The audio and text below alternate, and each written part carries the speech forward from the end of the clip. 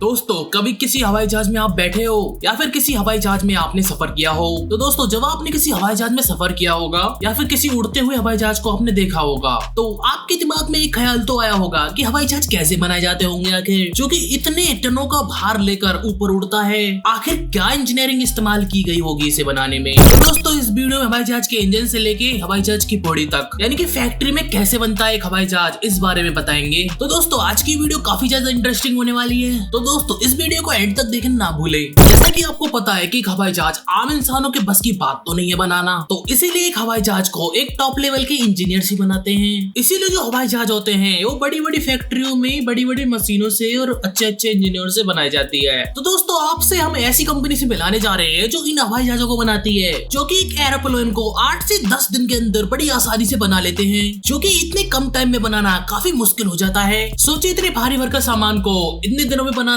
थोड़ा ट्रिकी काम तो है ही। तो दोस्तों जहाज बनाने के लिए सबसे पहले कंपनी इसके ढांचे को तैयार करती है, और दोस्तों ये गोल ढांचे होते हैं इनको कंपनी 3 अलग अलग पार्ट्स में तैयार करती है, और इन तीनों ढांचों को तैयार करने के बाद में इन्हें फिटिंग डिपार्टमेंट पे ले जाता है, जहाँ के एक एरोप्लेन के आगे के और पीछे के पार्ट्स को जोड़ा जाता है, जहाँ पर ये एक मशीन इनके पार्ट्सों को अच्छी तरह से लॉक करके इन्हें आसानी से जोड़ती है। फिर दोस्तों जहाज के इन तीनों हिस्सों को जोड़ने के बाद में जहाज की अंदर की बॉडी को तैयार किया जाता है, जहाँ पर एक जहाज के अंदर के गेट्स, खिड़की और इसके अंदर की सीट्स आदि लगाई जाती हैं। फिर इसके बाद में एक प्लेन के अंदर की बॉडी को पूरी तरह से पेंट किया जाता है। और दोस्तों आप लोगों को बता दें ये जो काम है कंपनी 3 दिनों में इसे अच्छी तरह से पूरा कर लेती है। फिर इसके बाद में चौथे दिन जहाज के दोनों पंखों को इस पर लगाया जाता है। फिर इन पंखों को अच्छे से फिक्स करके टाइट कर दिया जाता है। फिर इसके बाद में प्लेन के नीचे हिस्से में पहिए फिक्स किए जाते हैं। फिर इन पहियों की अच्छी तरह से टेस्टिंग की जाती है कि ये पहिए आसानी से खुल रहे हैं या फिर नहीं खुल रहे हैं, क्योंकि इस बात का आपको पता भली भांति है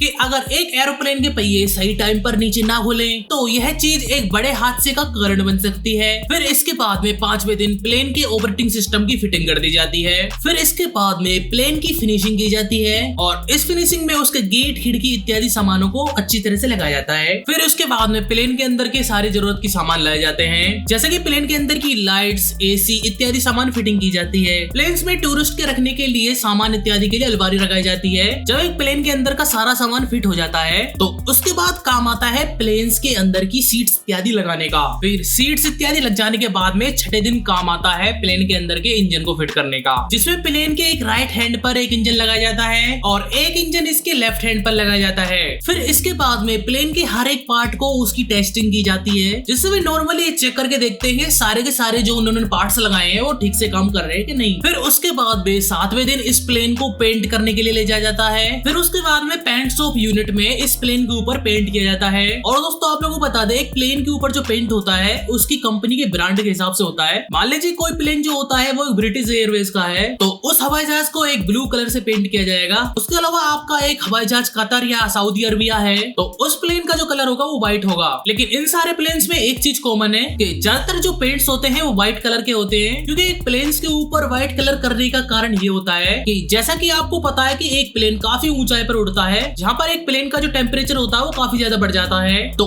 एक प्लेन के टेम्परेचर को अंडर कवर रखने के लिए ज्यादातर जो प्लेन्स होते हैं उनको व्हाइट कलर से ही पेंट किया जाता है। एक प्लेन की पेंट हो जाने के बाद में उस पे कंपनी का नाम, इंजन की ब्रांड का नाम और उस प्लेन की कितनी क्षमता है, सारी चीजें लिखी जाती हैं। जब ये सारी चीजें कंप्लीट हो जाती हैं तो 8वें दिन जो आपका प्लेन है वो पूरी तरह से बनकर तैयार हो जाता है। तैयार हो जाने के बाद में इसकी फाइनल टेस्टिंग के लिए इस जहाज को पीडीआई में टेस्टिंग की जाती है, जहाँ पर इसकी इंजन ऑयल लीक होने की, प्रॉपर वर्किंग फंक्शन, इसके अलावा इस प्लेन को चलाने की और रनवे पर दौड़ाने की इत्यादि टेस्टिंग बड़ी अच्छी तरीके से की जाती है। जब ये सारी टेस्टिंग पास हो जाती है तो इसके बाद में इस प्लेन को बेचने के लिए भेज दिया जाता है। तो दोस्तों अगर एक प्लेन की कीमत की अगर बात की जाए कि एक प्लेन को बनाने में कितनी कीमत लग जाती है, तो आप लोगों को बता दें कि मिनिमम एक प्लेन को बनाने के लिए $1 मिलियन लग जाते हैं। अगर किसी प्लेन में मल्टी फैसिलिटी है तो $350 मिलियन लग जाते हैं, और ऑन एवरेज प्लेन्स की अगर बात की जाए तो $250 मिलियन लग जाते हैं, जिसे आप एक भारतीय रुपए में कन्वर्ट करके देखें तो